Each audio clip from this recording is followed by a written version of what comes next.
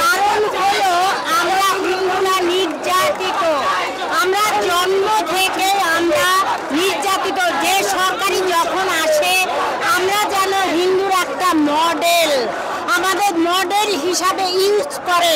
আমরা আর use Abel হতে চাচ্ছি না। আমরা স্বাধীন করেছি দেশ, স্বাধীনভাবে বাঁচতে চাই। আমরা কেন মডেল হব?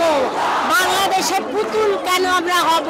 যেভাবে যে সরকার নাচাবে সেভাবে আমরা নাচতে চাই না। অ্যাভয়েড দিস, এই হানাহানি হিন্দুদের বাড়ি। কোনো সরকার কি আমরা হিন্দুরা ভোট দেই না?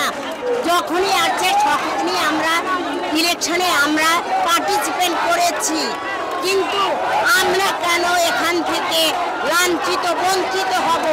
আমরা কেন গাড়িতে উঠতে পারবো না শাখা সিঁদুর পরে? আমাদের কেন লাথি মেরে ফেলে দিবে? আমি সেই হামলার শিকার। আজকে বলতে চাই এই সরকারকে আমরা যেন আর কোনোদিনও এই মডেল হতে চাই না। আমরা মডেল হব না। আমরা যতদিন বেঁচে থাকতে চাই